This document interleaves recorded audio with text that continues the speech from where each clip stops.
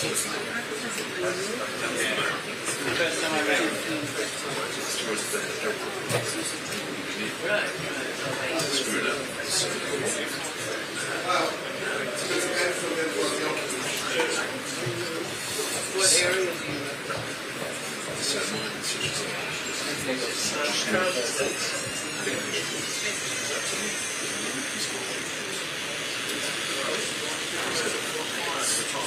don't know, I think Jonesy's had a round of golf.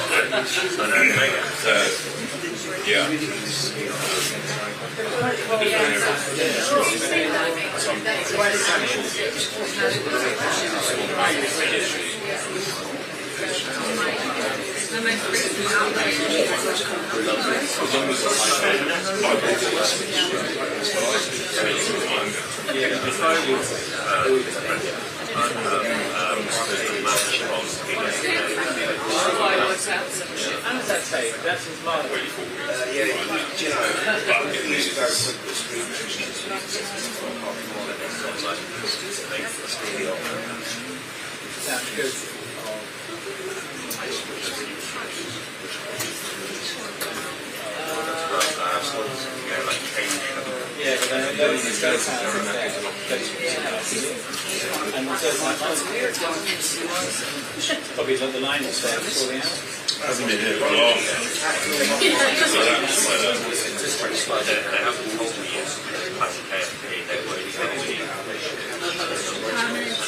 I recommend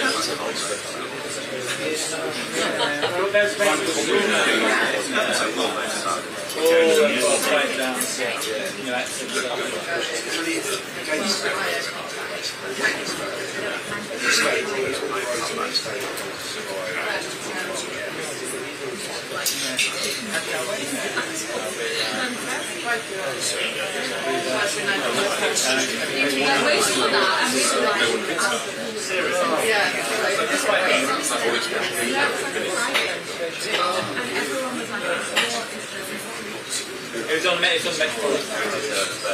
You go to Harrow, you went to some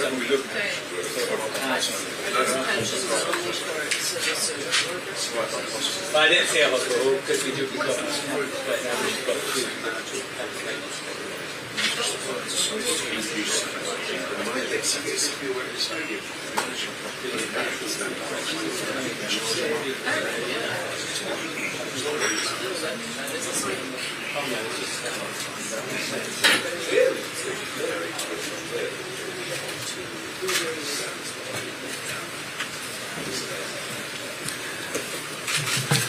Okay. Good morning, everybody, and welcome to the briefing room here at the brand new Reform UK headquarters. It's a building we're proud of, and this will be the place from which we'll operate and from which we intend to win the next general election. If I said that a year ago, you all would have laughed. Well, people aren't laughing quite as much anymore. Welcome to week 2 of our Crime Figures campaign. Now, before I start, there's been some questioning of the crime figures that we've been talking about, in particular by Fraser Nelson, who's not in the room. But Fraser seems to think that crime is going down and that all is well with the world and there's absolutely nothing to worry about at all. Well, he's relying on the crime survey for England and Wales. This excludes crimes such as shoplifting, what they call victimless crimes such as drug possession, and even the possession of weapons.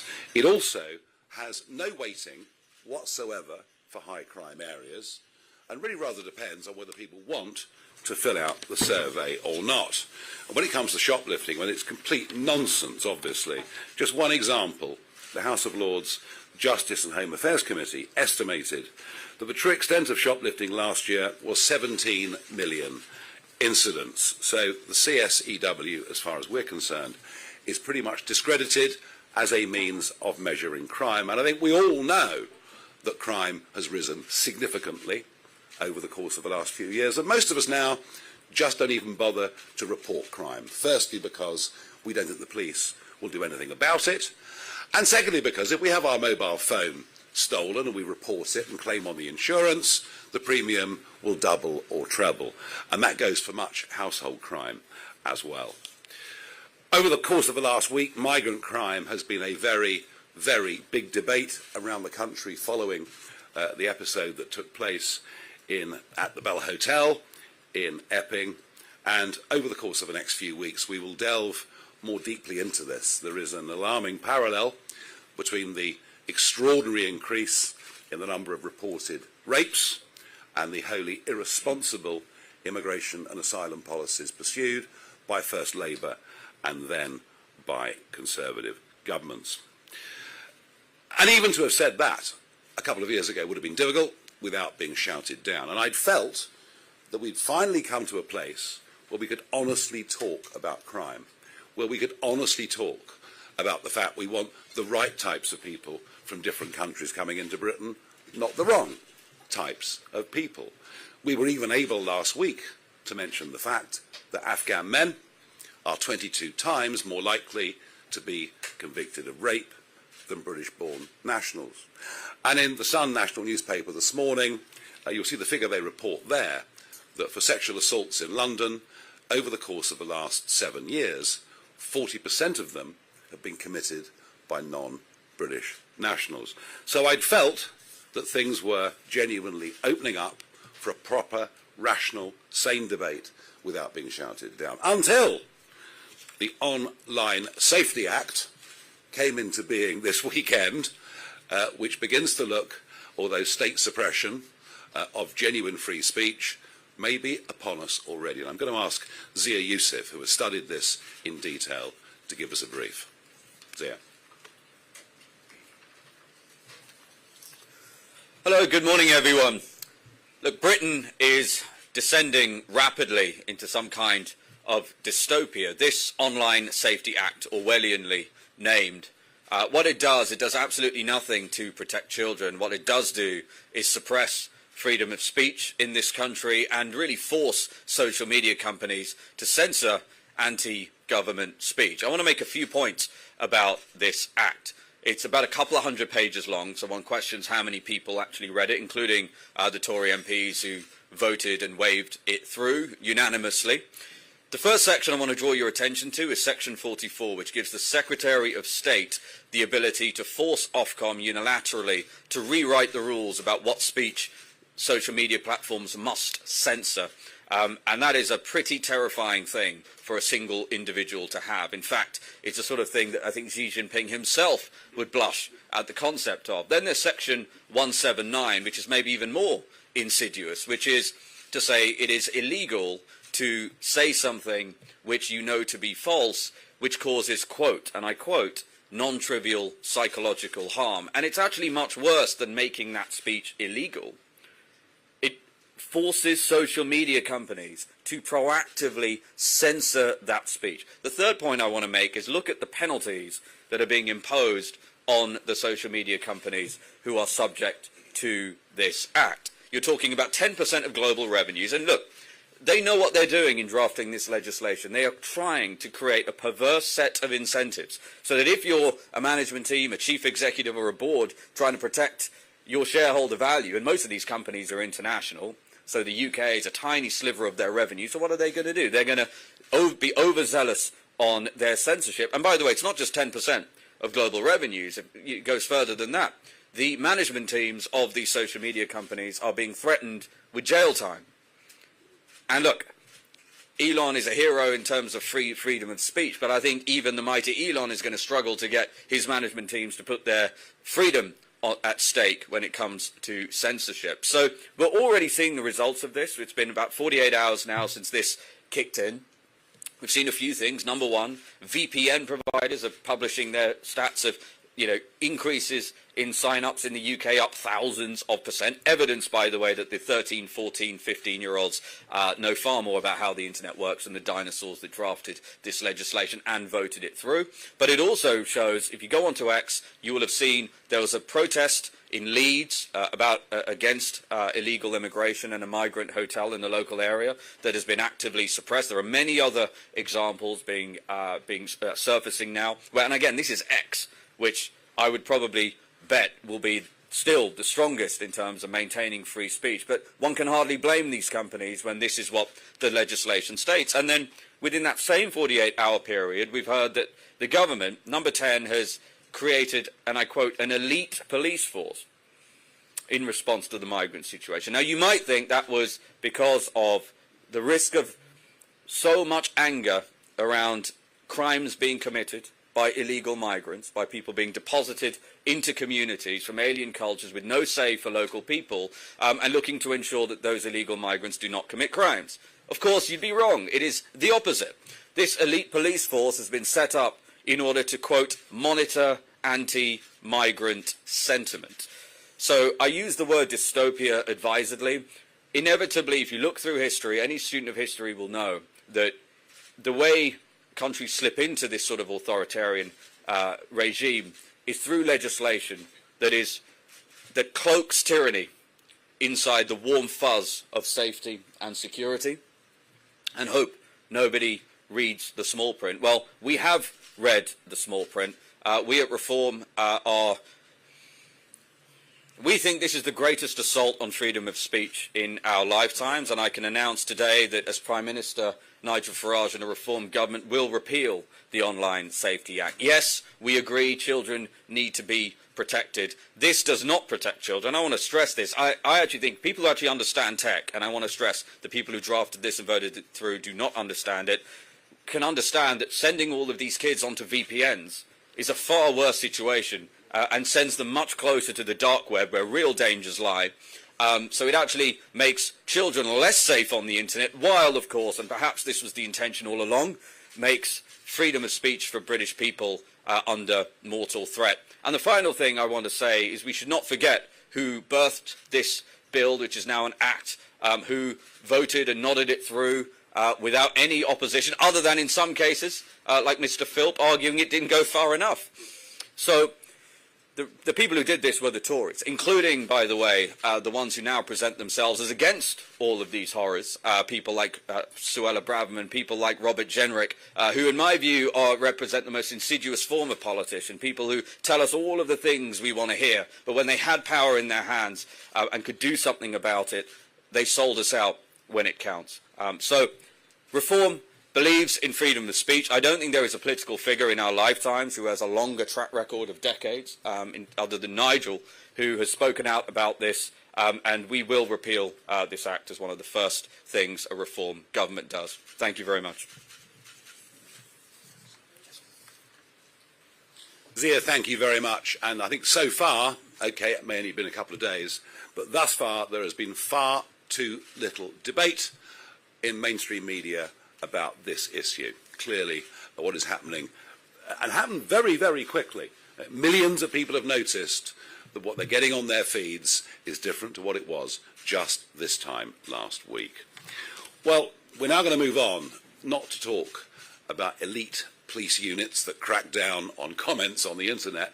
Now, we're now going to talk about real policing and about a real policeman, somebody with a very, very distinguished career. Before I introduce Colin Sutton to you, here's a short video just to remind people of his history and his background.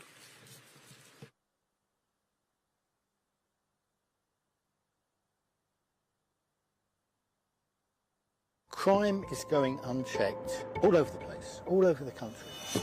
I'm Colin Sutton. I was a police officer for 30 years, and I was fortunate enough to lead a marvellous team when we were investigating some of the nastiest and most publicised murders, I suppose, of the first part of this century. We convicted the serial killer Levi Bellfield, the serial rapist and night stalker Delroy Grant.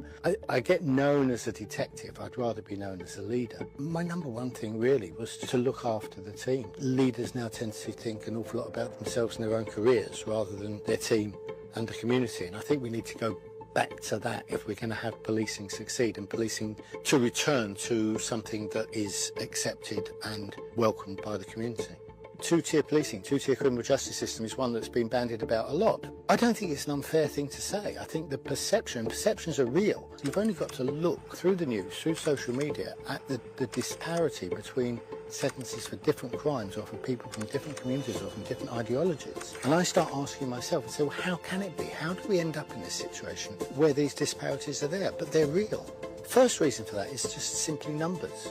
Officers in London, particularly, are going from blue light call to blue light call to blue light call, and they haven't got time to speak to people. They haven't got time to find out about their community. There's too much work to do, that things are not happening in the criminal justice system quickly enough, decisively enough. 14 years of the Tories caused it. It happened on their watch.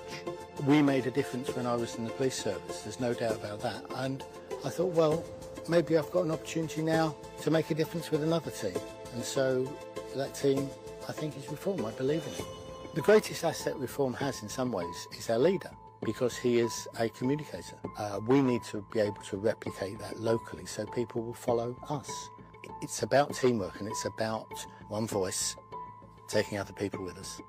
I think the best chance of making sure we turn this round and we make this change is if we have a Reform UK government. Britain is lawless. Britain needs reform.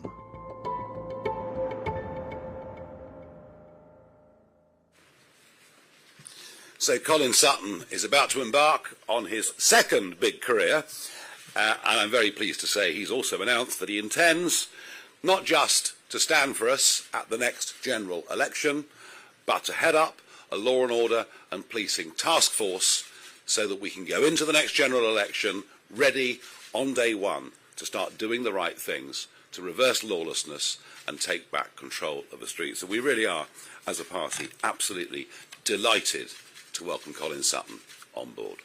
Colin. Welcome. Well, I'm so glad to be here. Hello, everybody. Thank you for coming, I suppose.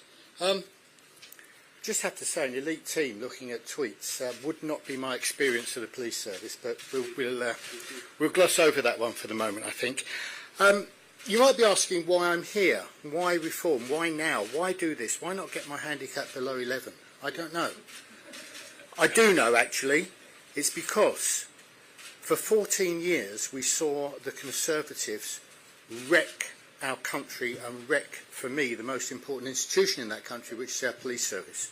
The police service is part of what I see as the three pillars of a decent life. You need to be healthy, you need to have an income, and you need to be secure in your home and on the streets as you're living that life. And if we fail on any one of those three, then people cannot think things are getting better. The decline in public service is just amazing. So many people last July said, well, it can't get any worse. Actually, privately, I think it could. I thought it could, but many thought it couldn't. Well, what's happened? It's not only got worse. I find every single day I'm thinking to myself, is Rishi Sunak still holding Keir Starmer's beer? The obvious situation to address that, it started in 2010. It started with the decline with austerity, with the withdrawal of resources, which means now that our police services have sold the family silver entirely across the estate. And they're not going to get any more money or more resources from this government, are they? The only place where resources from this government will go into policing are the Chagos Islands. It's not going to happen. We can find savings. There are savings to be made. Do you know that police forces in this country spend anywhere between 10 and 70 million pounds a year on DEI initiatives? And what I want us to do is to ask the people out there who are people who are police and who want these people to be working for them, whether or not they see that as the priority. Because if you need some help, if you need police officers, if you need help quickly, do you actually care who comes through the door? You want two trained competent officers to solve your emergency there and then, and you're not going to ask them how they voted or what their heritage is. It doesn't make any difference. Reform has said that they want to increase the number of officers by 30,000 within the next Parliament. I will be pushing for them to add to that the commitment, or at least the ambition, to open at least 300 front counter police buildings. Because as far as I am concerned, we have lost too many. We've lost nearly 700 public access police buildings across this country since 2010. The Metropolitan Police in London is going soon to go down to having only 18 points of public access in the whole of London. When I was working, that was well over 100. And it's no good saying that internet access and online access is a replacement for it, for two reasons. One is that the aged, the infirm and the generally vulnerable may well find difficulties in using the internet or indeed getting access to it. But secondly, and what's more important, is it's a lot harder to turn somebody down if they're face to face with you pleading for help, than it is if you've got an email in a stack. We need to re-engage. We need to re-engage. We need to be more visible.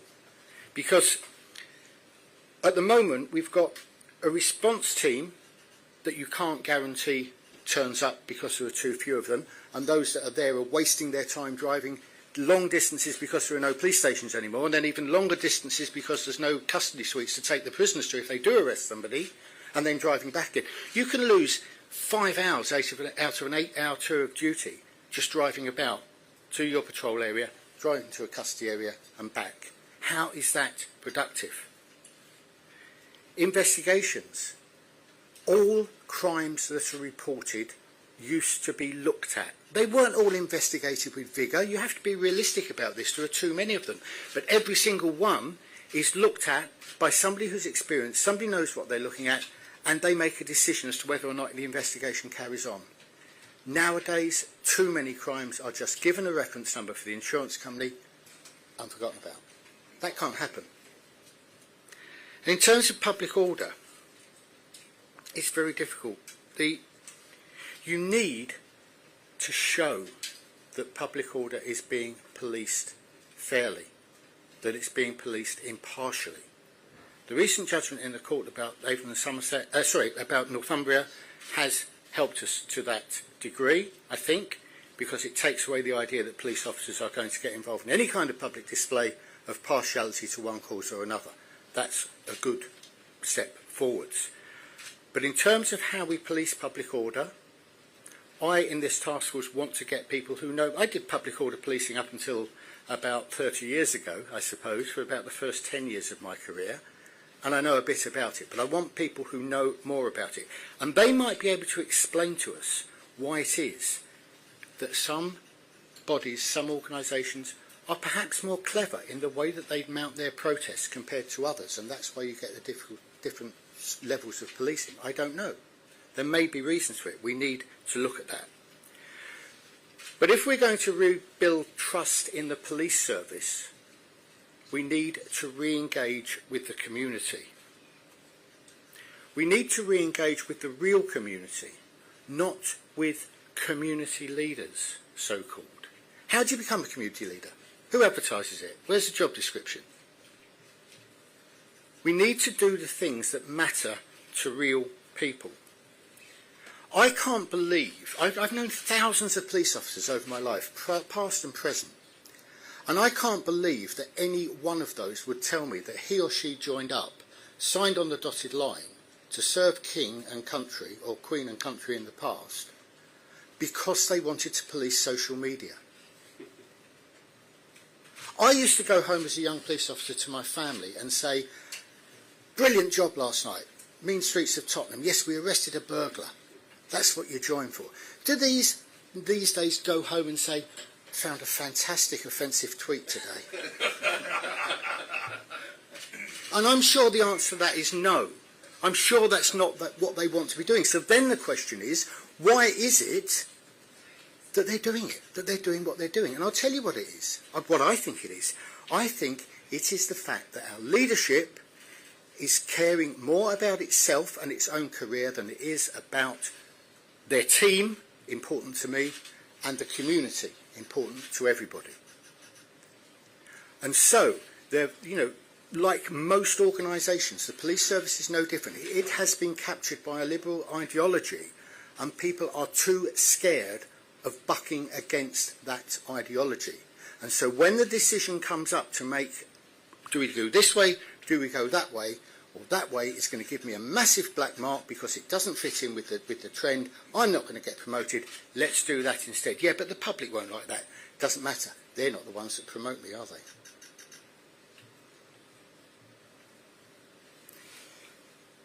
The dilemma that the officers often have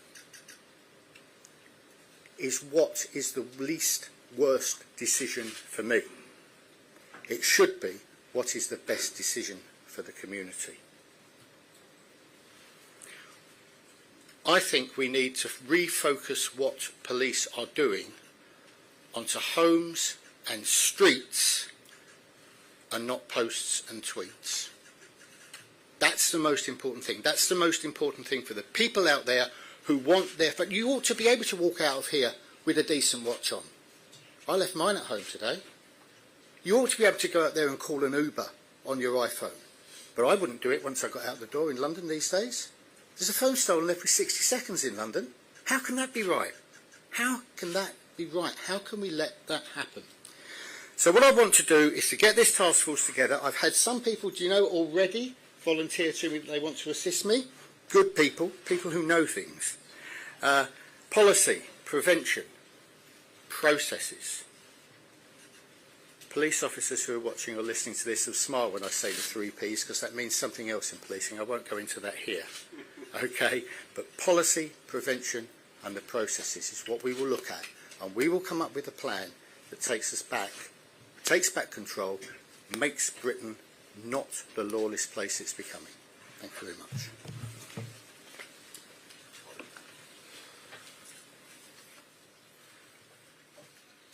Colin, thank you very much indeed. Now, we will move to questions, of which there are quite a few. I think you can direct the questions to me. Do I have a press list, Ed? I do, I've got it. You can direct the questions to anybody here. There's a handheld mic at the side. Let us begin with Alex Forsyth, BBC. Hi, thank you so much. You say you want to repeal the Online Safety Act. What, if anything, would you replace it with?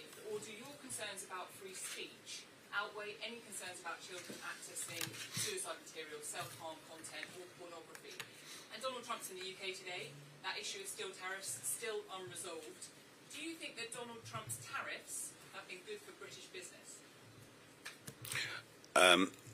Point one, Azir made perfectly clear. Of course, we want to find a way of protecting young people from not getting hold of harmful or dangerous content. But if a result of what we've seen over the weekend is driving people off towards VPNs, to potentially towards the dark web, we might find young people accessing even more dangerous content than they were before this legislation came in. So, would we do our best to find a way of making this work? Yes, but frankly, Azir is far more tech savvy than I am, so I'm going to take his word for it. His belief is that those that drafted this act genuinely didn't understand how the tech world works and have produced something with the very best of intentions, but the result of which, frankly, does lead us towards a very dystopian place. Trump and tariffs, look, we're better off than being in the European Union, I think is the answer, and it's ironic, isn't it, that Keir Starmer says, look, we're doing better than Brussels, that Keir Starmer says, look at this great deal we've got with India, and, the most anti-Brexit, pro-second referendum Prime Minister, ironically, is actually benefiting in some ways from Brexit, mind you, given everything else that's going on with his career at the moment. I guess he does need the odd good turn. Adam Cherry, GB News. Prime Minister's meeting the President today. Are you planning to meet President Trump whilst he's here? Are you still speaking to him, or have relations cooled with the President? No, I mean, when he was up in Turnberry last May, I think I was I was there for GB News, actually, but I was there and I stayed there and I was obviously back for the campaign in November, and I was in Mar-a-Lago on the 5th and 6th. I'm in a slightly awkward position now, or he's in a slightly awkward position with me. I can't just bowl up on a friendly trip for diplomatic reasons, whilst he's there with the Prime Minister negotiating steel tariffs and much else. It just doesn't work. Am I on good terms? I had dinner with Donald Trump Jr. the other week. I'm in good terms. I'm on good terms with the administration. My relationship with Trump has always been one of friendship, but right at the moment, diplomatically, it doesn't really work. Justine from ITV.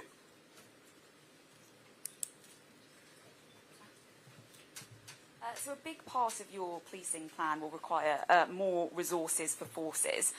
How much will this cost, and where will the additional funding come from? And just secondly, on the online safety bill, if you get rid of this legislation, are you confident that social media platforms can police this content themselves? Okay. Well, I mean, the answer to that, Zia, surely is that would just take us back to last Friday, wouldn't it? Correct. He says I'm right. So as far as that's concerned, sorry, your first question? It's just on additional... Oh, right, okay, no. We laid this out last week. Our estimate of 30,000 police, our estimate of increased prison places, our estimate of reopening police stations, and in particular having more custody areas, and Colin made the point, you can do an 8-hour shift and waste 5 hours of it driving to a nearby custody suite and back, and I'm seeing that in Clacton myself as being an issue. We've estimated the cost for that at 17.4 billion, and before you leave, we will give you a sheet that gives us all of our costings. How are we going to pay for it? Well, we're going to stop monstrosities like HS2. We're going to stop tens of billions a year being wasted on climate change. And as you know, we have ongoing conversations with the Bank of England, who appear to be quite close to locking in a loss of up to £100 billion. And it's a very odd debate we have, where we argue about £1.5 billion for, winter fuel allowances, and yet here we are happy. Oh, I almost forgot, didn't I? I almost forgot Sizewell. The cost of that's doubled from 20 billion to 40 billion. No proper debate about the tens of billions we waste. Huge arguments over £1 billion here and £1 billion there. Serena from Sky. Thanks. This is also about cost, to be honest. You said £17 billion you're going to get from scrapping HS2 net zero. You're promising you'll halve crime rates in 5 years. It seems like a bargain price for that price tag. The party's economic programme also claims to deliver tax reductions, spending cuts, but also improved public services. This sounds a bit sort of Liz Truss economics, doesn't it? A bit too good to be true. No, because what Liz Truss didn't do was put any spending cuts into that budget. And that was what did for the Truss and Kwarteng budget. They talked about what they would cut in terms of taxes to increase incentives, something that we all fully understand. What they didn't talk about were big cuts to public spending. And it's funny, but a chap in Argentina has cut the public sector workforce by 15%, and we're now witnessing Argentina really for the first time in 100 years, after just decline, devaluation, default, and we're now witnessing, I think, the beginnings of an economic miracle, which is happening in Argentina.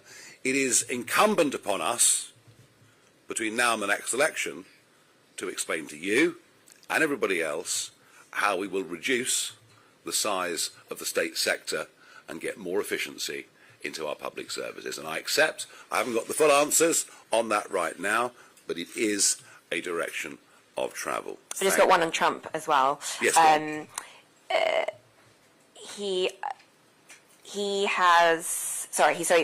Donald Trump is meeting Keir Starmer today. He's been the first to get a trade deal. Trump has said he likes the Prime Minister. Do you think he's doing a good deal? I think we're very lucky. We have an American president who is incredibly pro-British, with a deep emotional attachment to Scotland in particular, and of course an adoration of our late Queen. So I think Keir Starmer's very lucky. I think very, very lucky. He's always nice about Keir. He does say he's a bit more liberal than me, which is a slight understatement, but I think Starmer's very, very fortunate to have this American president, and he's right about the windmills. Right, next one. Christopher from PA, please. Thanks. You talked about, at the start, letting the right sort of people into the country. Yeah. Donald Trump's been convicted of a number of offences and found liable in court for sexual assault. Is he the right sort of person to be letting into the country? I think that was a civil case, not a criminal case. Am I right or am I wrong? Thank you. I'm talking about huge numbers of undocumented young males who throw their iPhones and their passports into the English Channel as they reach the 12-mile line. I can send you the video if you like. I've actually videoed it. Coming in from goodness knows where, but predominantly coming in from Afghanistan, Iraq, Iran, Eritrea, coming in from countries in which women aren't even second-class citizens. And we will be talking over the next couple of weeks about the direct link between people like that from those backgrounds and the rise in sexual violence against women and girls in this country. And I think that's why, just in the space of a week, Mums for Reform as a concept has really, really taken off. Claire from the Daily Mail. Thank you. You say you want to repeal the Online Safety Act, but how would you protect children like Molly Russell and stop that happening again? And also, do you accept that at some point you'll have to put up taxes to pay for some of your proposals on crime? Look, I think Zia made it perfectly clear, and I hope that I've repeated it as clearly since, that of course we want something to be done to protect children and young children, yes. But when it comes to legislation, you know, the road to hell can be paved with good intentions. And if the result of an attempt by the last government to stop cases like Molly Russell from happening finishes up with genuine open debate and free speech, able to be erased at the stroke of a pen from one minister without any checks from Ofcom or from anybody else, and then we find ourselves in a worse place. Can I stand here and say that we have a perfect answer for you right now? No. Can I say that as a party we have more access to some of the best tech brains, not just in the country, but in the world? That I can say to you. And can I say we'd make a much better job of it than has been done? I think that's pretty clear already. Look, as far as taxes are concerned, we have a major problem in this country. People are fleeing the country. There is an exodus going on. And it isn't just the super rich. It isn't just the non-doms. Increasingly alarming are those in their late 20s through to their early 40s, the kinds of people who want to set up businesses, the kinds of people who are prepared to take risk, the kinds of people who do genuinely, when they get it right, create wealth and create jobs, and when they get it wrong, they lose all their own money, and they are fleeing, and they're being encouraged. Lisbon, for many, many years, they're being encouraged by Milan, they're being encouraged by Athens, they're tempted by America, they're tempted by Australia. So, you know, you have to get the tax ratios right. And one thing I will say is that economic growth depends on something called optimism, a buzz, a feeling. And that is something that Starmer and Reeves have absolutely killed. I think the famous things can only get worse speech, the sort of hangdog expression on a good day, tears on a bad day, don't send out a positive energy and a positive buzz. And we are going to be, I've said it before and I'll say it again, we are the party of people who have alarm clocks. We're the party of people who get up in the morning and go to work, who take a pride in what they do. And I think we did a complete change of culture, especially around setting up your own businesses, especially about taking risk than we've had before, or up until now. Azir, please. Can I just add a little bit of meat to the bone to your question again on the Online Safety Act? The reason why we're saying it needs to be repealed is because the vast majority of it is totally A, unfit for purpose, and B, overreach that is going to impede British people's freedom of speech. And so, yes, of course, there needs to be a serious concerted effort to protect young people in this country. The legislation under Nigel would be drafted by people who, again, understand how the internet actually works. It is extraordinarily difficult as a technical problem to censor the internet. And I point you to the numbers that are already out in the last 24 hours from VPN companies, crowing from the hills about sign-up rates in the thousands and thousands of %. And what then happens is people determined to look for that content, whether it's suicide and harm stuff, whether it's depraved pornography, determined people will find it, and then the content that is then adjacent to that, because they've gone into the depths of the dark web, I promise you, is the most horrendous content any parent could ever hope, could ever...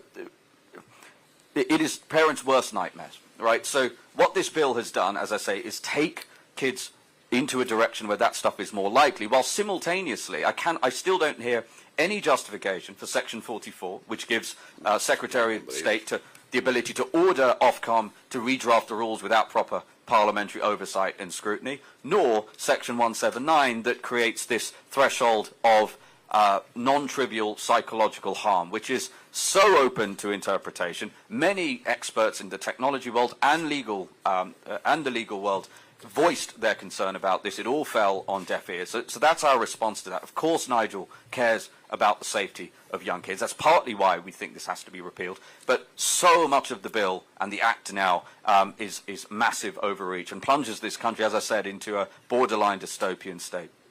Yeah, of course, Trump's here at the moment, as a couple of you have mentioned, and J.D. Vance will be here in a few days' time. It'll be very interesting to see what his take on this legislation is. Michael from The Express. Nigel, thank you very much. With protests breaking out across the country, why do you think it will take up to 4 years for the government to close asylum hotels? And to restore confidence for the public, what crimes have to fall? As far as the protests are concerned, yeah, I mean, goodness knows what may happen over the course of the summer.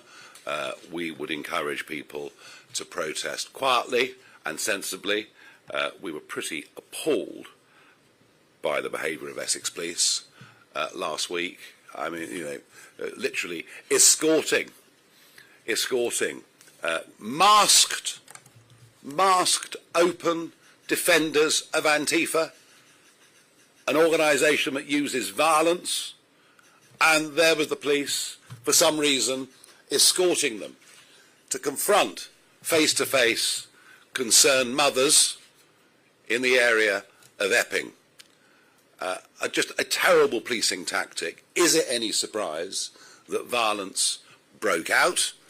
And after they'd had their little protest, they put them in police vans and bussed them back to the station, just in case their legs were tired, I suppose, or something like that. So I have to say that I quite, really question seriously the behaviour of the acting chief constable in Essex. I'm amazed that he's not really been held to account over it.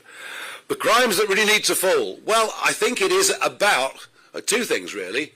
One, feeling confident that you can go down to the shops and not have your phone nicked. And two, most important of all, the feeling that your teenage kids, can go out and have fun as teenage kids ought to, without the terrible fear that something awful is going to happen to them, especially if they're female.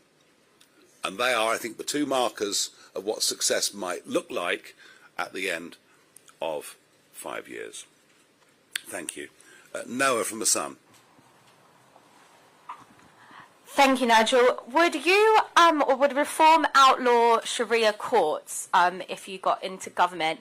And quickly, if I may, I notice Anne Coulter is here in the audience. Does she have a role in reform, or why is she here today? Thank you. Okay, very, very good. I thought Sharia courts were... I didn't think Sharia courts were permitted under the law as it stands at the moment. All of which makes it all the more remarkable that the British government is applying online on Find a Job for a Sharia law coordinator. This is the extent of the total surrender of the values that have built this country, the Judeo-Christian culture that underpins this country. And we still have an established Church of England. Haven't got an archbishop yet, but that's a separate question. That's been going on for some time. And we've always been tolerant, haven't we? We've always been tolerant of Jewish communities coming to settle in this country, all sorts of faiths coming to settle in this country. But it seems when it comes to those of the Islamic faith that want to push and push and push, and in some cases even have the ambition to overtake the existing culture, we're prepared to open doors and to allow them to do whatever they want to do. And Anne is here as an observer today. Does she have a formal role with the party? No. Is she somebody who, over the course of many years, has written and said many interesting things? And sadly with Anne, she's made some predictions of her concerns that have come true. I'm very pleased to see her with us today. Aubrey from The Times.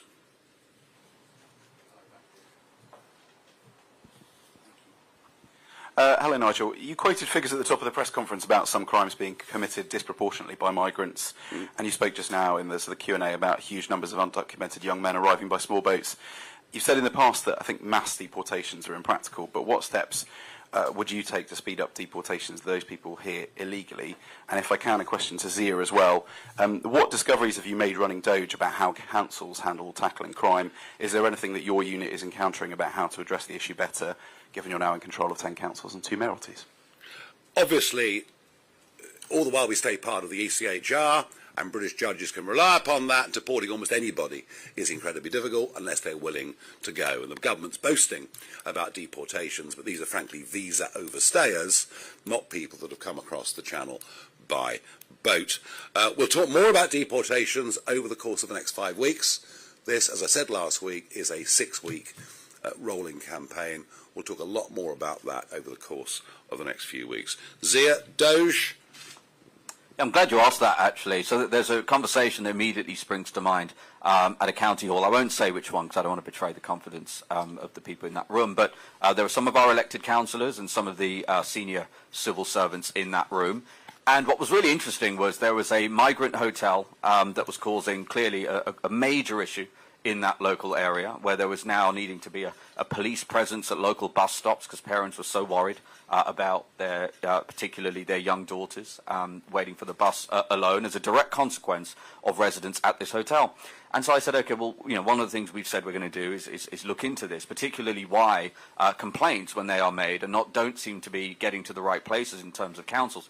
And the civil servants in that room, the senior civil servants, said, no, we're unaware of this. And these are good people, and they were telling the truth. And what we worked out through about 10 minutes of going around in circles was those complaints were going into the police. And therefore, the people in the planning teams were totally unaware of it. Unless you actually sat on that police committee, you would have been totally unaware of these really extreme complaints that were being made routinely. And then, as Nigel pointed out at the beginning of this press conference, people give up. That's what happens. Yeah. People realise that this isn't having any effect. And so the diagnosis here, once again, is far too much bureaucracy. Nobody really, even if they have good intentions, really considering what it's like to be a local resident and have these people deposited in your area with no say for you, and they don't have the financial means to send them a taxi. So they're living in fear. So that was a really interesting conversation. And by the way, this sort of thing happens writ large across the councils, and it's exactly the sort of thing that needs really serious reform, and what Nigel and the Reform government will focus on doing. Thank you, and much more to come from Doge. Charles, Daily Telegraph. Thanks for the press conference, Nigel.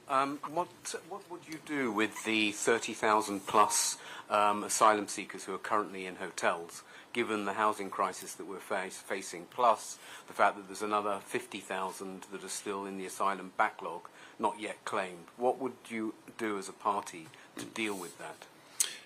Oh, there's no housing crisis. The Prime Minister said so last week. There's no trouble at all.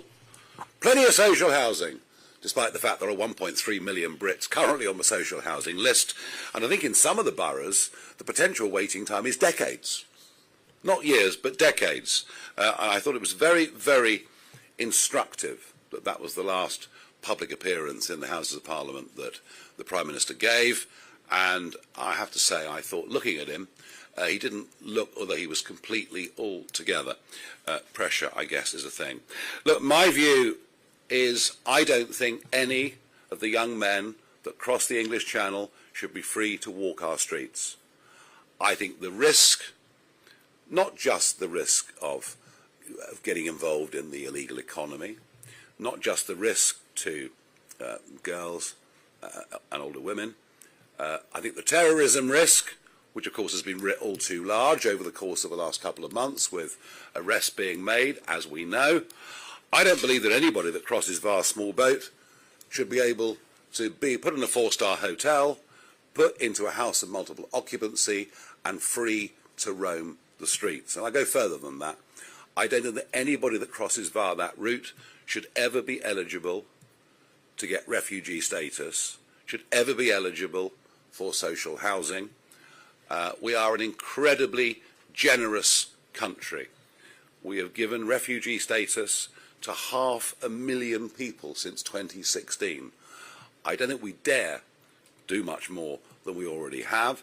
We're getting to the point where, frankly, the social contract between the governors and the governed is on the edge of breaking down, which is the last thing any of us want to see. And, you know, what I've just said to you may sound a bit out there, but it's pretty much exactly what Tony Abbott did in Australia. They tried offshore processing, they tried everything. In the end, they passed a law that said nobody that comes via this route will ever be free, ever able to claim refugee status. They towed the boats back to Indonesia, and of course the UN and the EU and the British Foreign Office all threw their arms up in absolute horror, and within 2 weeks the boats stopped coming, and that was in 2012, and not a single boat has come since. That is the route we have to go. Right, we're rattling through. David from the Financial Times.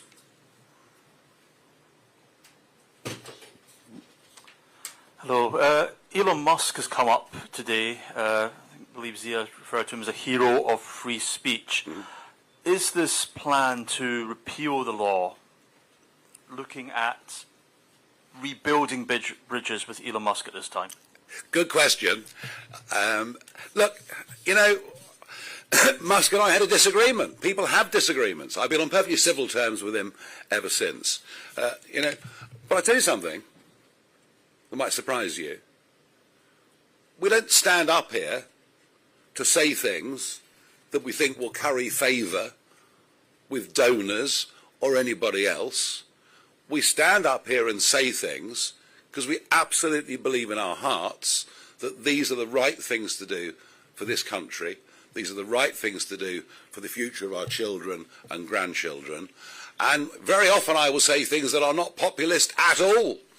In fact, very often I've championed causes that were very much minority causes. So no, we are not saying this to curry favour with Elon Musk, despite my public disagreements with him, despite the fact I wouldn't do what he asked me to do. We still believe he is a hero when it comes to free speech. And I don't know, maybe the fact that I wouldn't do what he asked me to do reinforces the first point that I've made to you. We don't do this for short-term cheap gain. We do this because we genuinely believe in what we're doing. And I think Colin, his view is very much the same as Zia's, as mine, that unless we very rapidly turn this country around, if we allow it to continue with the uniparty running it, frankly, you'll look here in 10 years' time and you'll see a country that's slipping off the edge towards third world status. That is how much trouble we are in. Right, let's go to Kitty from the iPaper.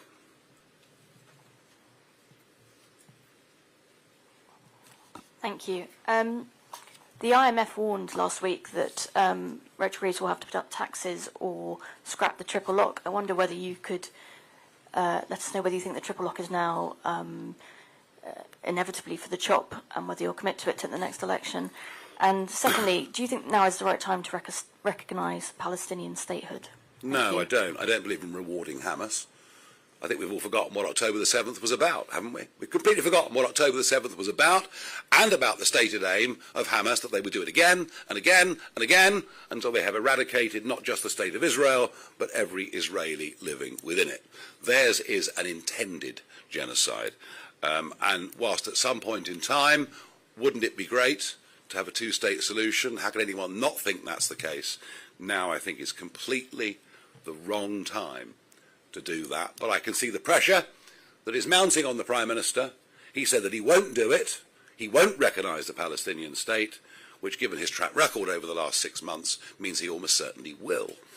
and no doubt pressure from Mr Corbyn and Zara Sultana and others will push him in that direction. And the Prime Minister actually does face, this Labour Party now faces a massive challenge on the left of that I have absolutely no doubt at all, as the old two-party system just literally falls to pieces.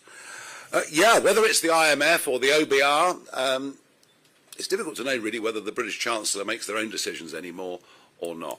As far as the triple lock is concerned, I've been asked that question before. I didn't answer it before. I won't answer it now.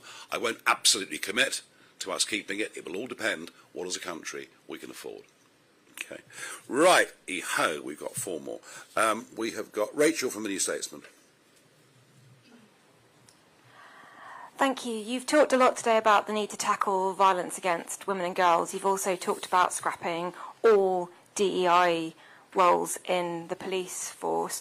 One of the things that DEI initiatives in the police forces are intended to do is tackle the culture of misogyny that has led to some pretty extreme scandals, names like Wayne Couzens, David Carrick, etc.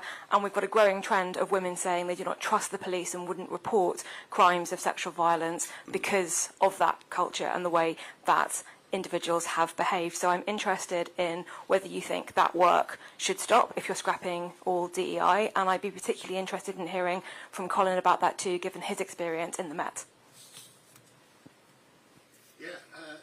There's no way that the work that's going on to prevent misogyny and violence against women and girls will stop or should stop. And, that's just patently obvious. Wayne Couzens, David Carrick came almost indirectly, not from necessarily a culture in the police force where they worked. They had their basis in Theresa May, austerity, and the cuts. Because, let me tell you, people like David Carrick and Wayne Couzens, if they'd have joined the police before 2010, would have spent 16 or more weeks in a residential training school under watchful eye of experienced officers. And I can tell you from back in the early 80s, when I was doing that, the wrong-uns were found out and slung out during that process. They never got anywhere near members of the public. Because we no longer have training schools, because most forces no longer have the facility to train and to monitor recruits for that 24/7 period, for that long period of weeks, the vetting has slipped down. It slipped down through COVID as well. There were difficulties around there. There were some people who joined the force between the COVID dates who actually never saw another human being before they were enlisted as police officers.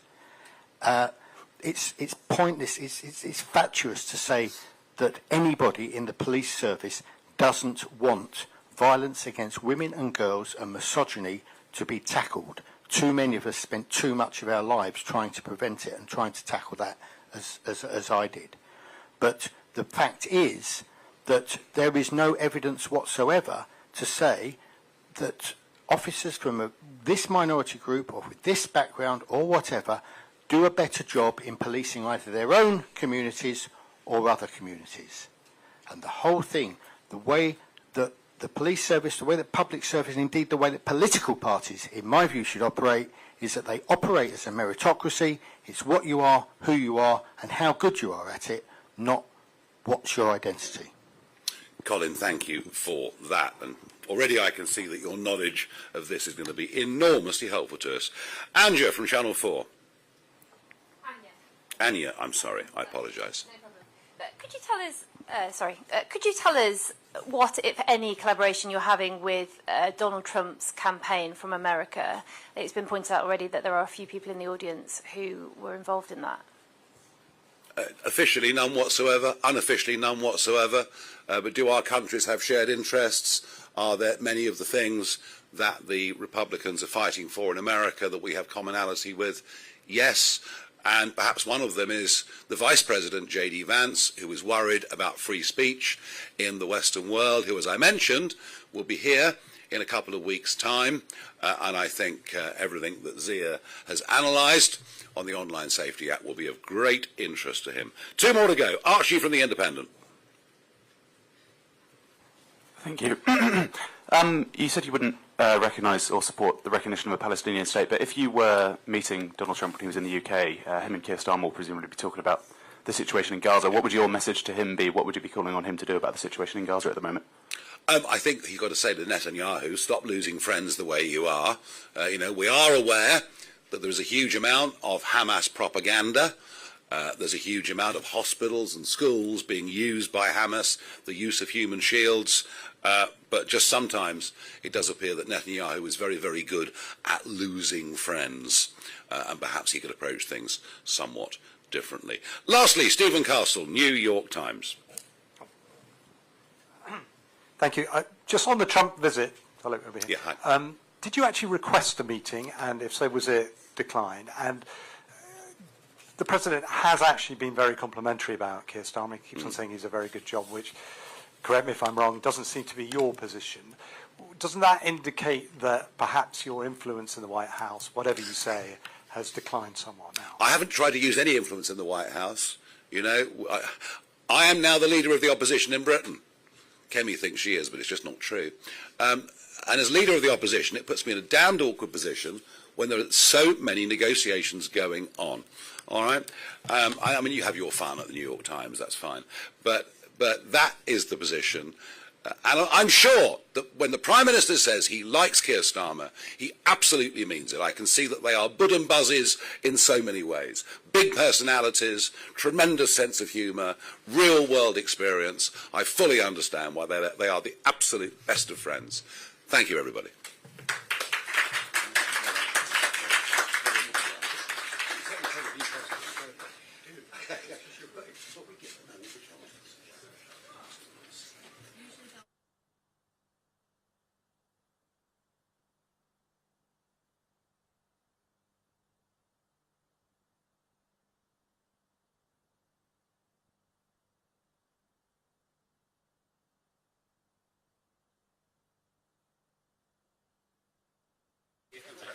I was just down the barrel here.